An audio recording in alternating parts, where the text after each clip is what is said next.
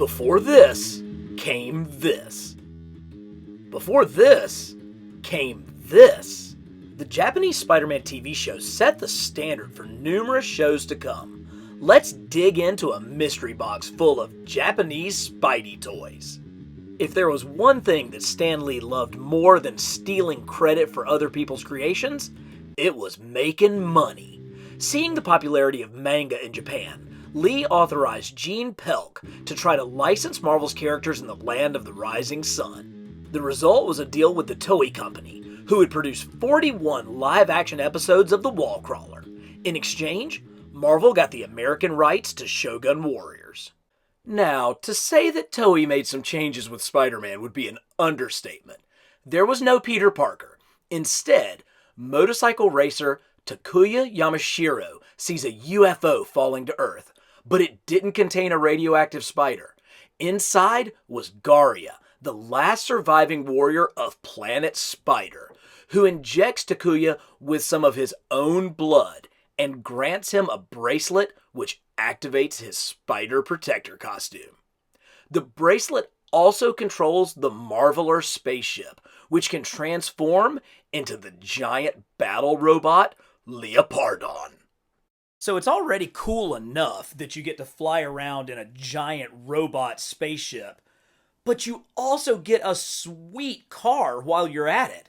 So Japanese Spider-Man had a car called the GP7, and you can kind of see the 7 and the name on it right there. This is the one that came with Bandai's Soul of Chogokin set, and it's awesome. It's got like the tire treads. It's actually a really nicely detailed car. This one's about the same size as a Hot Wheel. Now, you can see it has a lot of stylings, much, a lot like the Mach 5, with the open cockpit, kind of the red and white. It's got these really cool spider kind of pinchers right here on the front. Got some jet engines. Jet engines? That's right. This car can fly. So not only does Spidey drive around in a souped-up hot rod, but it can fly as well, and that's how he gets up into the Marveler spaceship. Now, the name of the car is the GP7, like I said, and you may think, oh, that's like a Grand Prix or like a Formula One car, but it's not. In one of the coolest pieces of trivia that I learned while making this video, the GP stands for Gene Pelk, the man with Marvel who brought Spider-Man to Japan in the first place, gets a shout out in the name of the car. Now, we've actually gotten several versions of the car. This one, like I said, came with Bandai's Soul of Chogokin set, but I do have one from Japan that dates back to the 70s. I've kept this one in its original packaging. You can see the Japanese writing on it, and it's very similar to the one that we just saw. I assume that it like shoots out these little pellets here. A little bit more detail on the inside and some of that kind of almost shiny reflective stuff. There it is. There's the launcher that those would go in. Cool stuff on the back. I assume these are probably from other shows that were on at the time. Oh, it even has wind-up action. I didn't realize that. So if you pull it back, it'll run. That is so great. There's the GP7. Of course, you've got all this. This package was so great, I decided I was going to keep it in the package. But I've got another one. In 2019, at the San Diego Comic-Con, Hot Wheels exclusive was the Spider car. So here you can see a detailed image of it. You've got Leopardon, you've got Marvelar, you've got Spider-Man, nice write-up. But let's crack this thing open and see what it looks like on the inside. Oh yeah, here we go. Again, we've got the original title, great artwork, and look at how awesome this Hot Wheels car is. It even has Spidey in the driver's seat. Oh, that is so great. Oh, I love the look of this. Even more detail it looks like on this one than the first one that we looked at.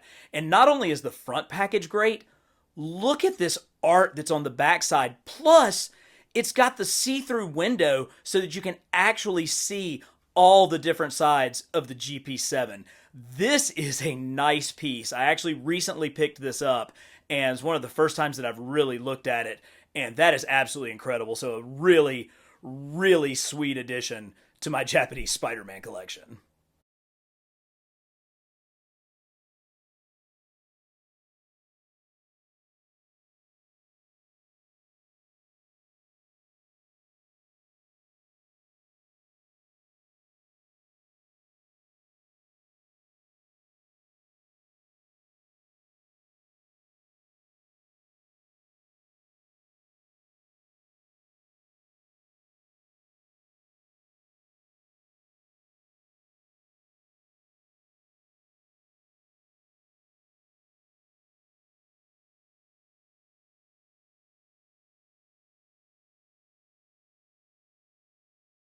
Now, I don't have the original Chogokin Leopardon made by Poppy in Japan back in the 1970s.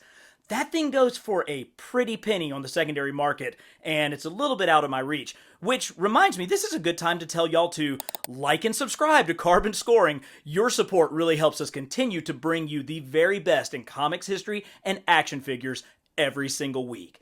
But while I don't have that figure, I do have this one. Sorta.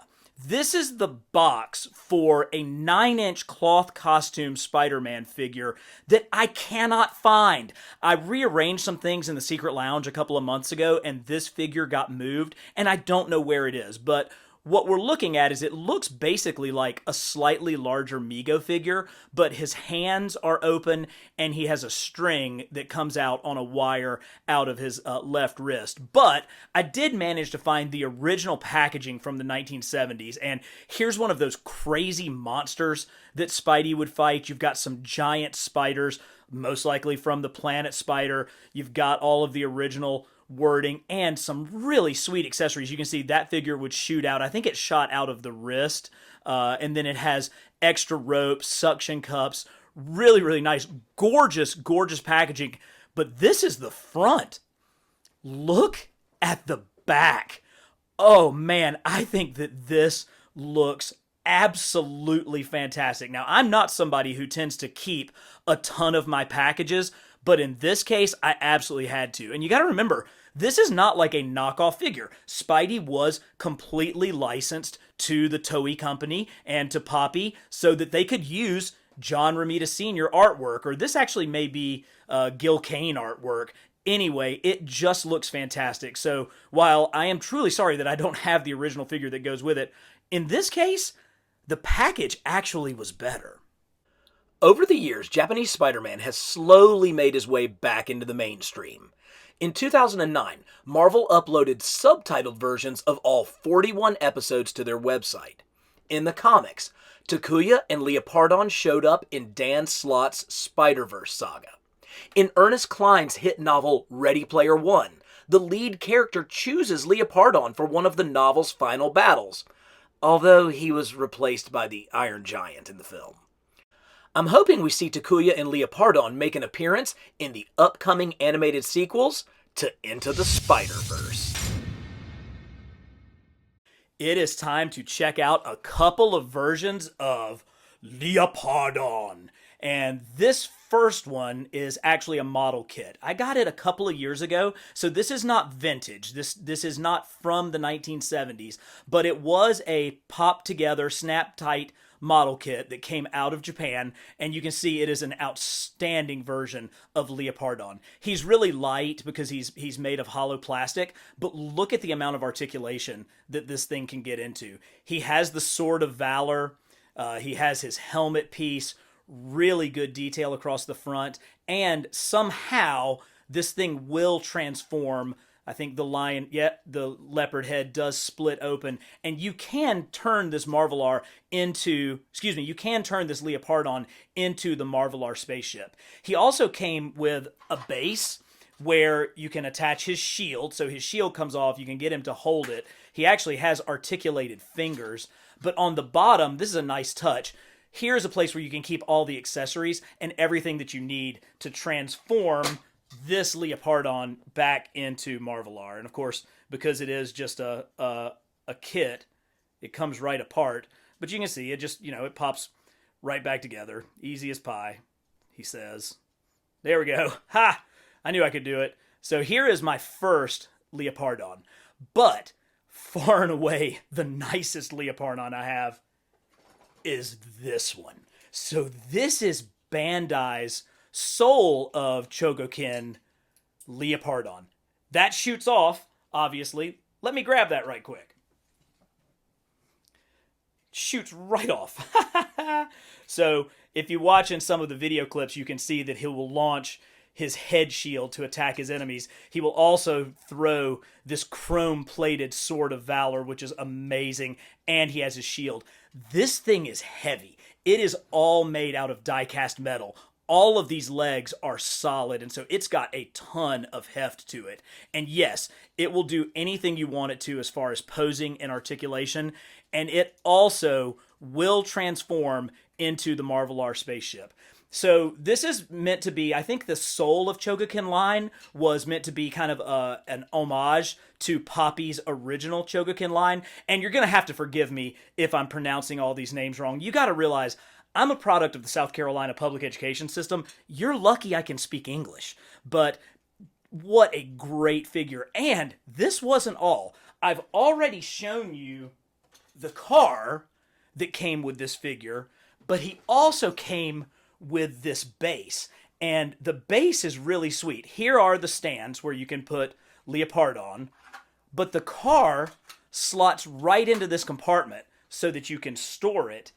And there's even a spot, and I've got a little bit of tack there so I don't lose him, for a scale version of Spidey to go right along with our Leopard on. So really, really cool. And of course, he has extra accessories that you can store inside this. So I always love it when the toy companies think about collectors, that, think about open collectors, not just people who keep things in the box, but ways to display and store their vehicles. You could actually keep this open so that you could see the car at the same time. But let me tell you, this is absolutely one of the jewels of my collection. All right, get ready. Ha ha! So, obviously Toei took a bunch of liberties in their translation of Spider-Man, but the one place where they were unbelievably faithful was in the look of Spidey's red and blue costume. While live-action versions of the Wallcrawler had appeared in the States, notably with the Electric Company and CBS's short-lived TV series, there was something about the way Takuya looked and moved in the costume that really brought out a true version of the Wallcrawler unmatched for decades.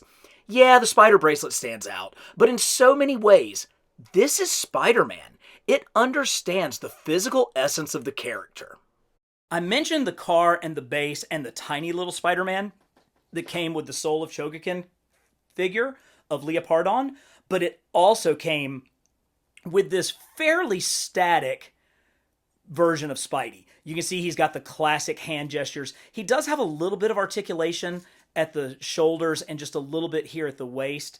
He does not have an opening with his spider bracelet there, but really good sculpting, really, really nice version. The spider looks perfect.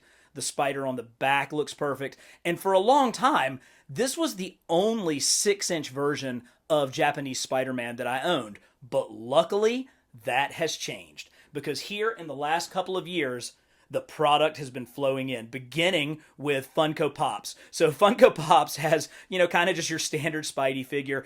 I think the eyes are pretty close to Japanese Spider-Man. They've got a little bit more, they're a little bit thinner, but he's doing the classic cross arm shot with the bracelet. So nice job, Funko, giving us a pop of Japanese Spider-Man. But the last two are the ones that we really want to get into, beginning with SH Figuart's version of the Japanese Wallcrawler. This thing is fantastic, and I don't normally do this, but let's take a minute and actually look at some of the promo images that were sent out before this guy, because they're just so good. If you were on the fence about pre-ordering this figure and you caught a glimpse of these press photos, I don't know how you could resist. Just look at how they managed to capture the distinctive style and mannerisms while also showcasing all the details of the figure. These photos are just too gorgeous not to share.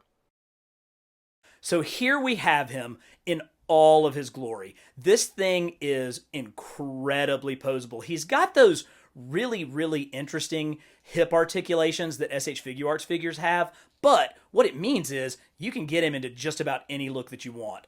I love that they were very detailed by giving the soles of his shoes a different color. He's got that classic logo here, but again, the thing that really makes this one stand out is going to be the spider bracelet, because not only do you have it, it does open up, and inside, an incredible amount of detail on his spider bracelet. Now, he came with like 3 different heads. He came with multiple hands, but I love these classic fingers that really you saw Takuro Yamashiro get into. This is a great figure. If I did have one complaint, though, I don't think the red is the right color. it's a little bit faded out. And that's unfortunate because this is such a great figure, but it just doesn't pop quite the way that you would expect it to. And the red on the show was a really, really bright red. So it's surprising that they went with a more muted color on this figure, and it's the only thing that keeps it from being absolutely perfect. But hey, that's okay because we've got another contender, and that is the brand new Marvel Legends 60th anniversary Japanese Spider-Man. So this is a Spidey who is on the new pinless bodies. And so you can see no pins at the knees, no pins at the arms. And what that has meant is, man, these joints are tight. I mean, they are super, super tight, which can get him into some great poses. Obviously, this is a brand new dedicated head sculpt, and you can even see like the shadow of his ear and like the fade of his nose. There's wrinkles right across his brow. This absolutely does not look like a comic book Spider-Man. It looks like someone who is wearing a mask, a real person. I love the fact that the web lines do not match up from the neck. They match okay here, but then they don't match up here because that's what the show costume looked like. He's got a great spider logo there. Again, they did the work. They put the detail in and gave him the soles of his shoes, but he has also got his spider bracelet. Now, unfortunately, the Marvel Legends one doesn't open, so that's a little bit of a drawback. But when you compare the colors, you can see how much brighter the Marvel Legends figure is compared to the SH Figuarts. So, no, it doesn't have quite the level of articulation that the SH Figuarts has. It really isn't meant to. I think the sculpts are very close. The Figuart sculpt gives away a little bit because of its dedication to articulation, whereas the Marvel Legends is able to be just a little bit tighter with the sculpt. I think the head sculpt on the Marvel Legends is outstanding, and the colors are definitely better on the Marvel Legends. And obviously the Marvel Legends cost about a third as much as the SH Figuarts. With Japanese Spidey being confirmed for the next Into the Spider-Verse film, if you're interested in this figure at all, I think you should pick it up because this is one that I really could see blowing up on the secondary market when that movie comes out so that everybody can get all of their different versions of Spider-Verse Spidey. Want to dig into more Spidey history? We've got you covered with this video and this playlist. And go ahead and subscribe because every week we are bringing you the best in comics history and action figures at Carbon Scoring.